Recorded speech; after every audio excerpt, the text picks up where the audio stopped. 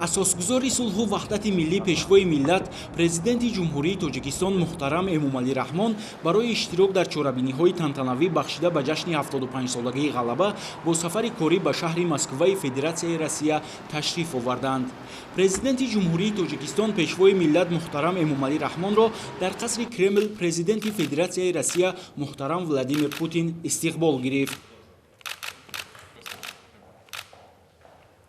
дар чорабиниҳои тантанавӣ ба муносибати ҷашни ғалаба сарони давлатҳо ва ҳукуматҳои як қатор кишварҳои ҷаҳон иштирок намуданд. дар маркази асосии баргузории чорабиниҳои тантанавӣ майдони сурх ба муносибати ҷашни ғалаба паради ҳарбӣ баргузор гардид, ки дар он 15 000 низомӣ иштирок намуд.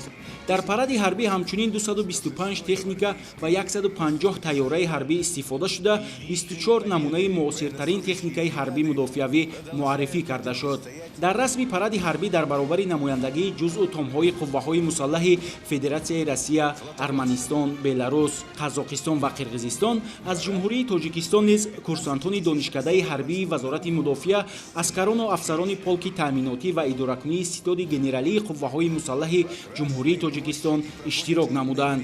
шумораи умумии иштирокчиёни паради ҳарбӣ аз Тоҷикистон 75 нафарро ташкил дода, гузашти низомии ҳайати шахсиро дар майдони сурхи шаҳри Москва командири батальони қаровули фахрии ситоди генералии қувваҳои мусаллаҳи ҷумҳурии Тоҷикистон подполковник Ҳафиззода Файзи Муҳаммад роҳбаладӣ намуданд. баъди анҷоми расми паради ҳарбӣ дар майдони сурх, президенти ҷумҳурии Тоҷикистон пешвои миллат муҳтарам Эмомалӣ Раҳмон ва сарони давлатҳо ва ҳукуматҳои дигар кишварҳои иштирокчии чорабиниҳои тантанавӣ дар назди ёдгории аскари номаълум гулчанбар гузошта хотираи қурбониёни ҷанги мудҳиши солҳои 1941-1945-ро гиромӣ доштанд.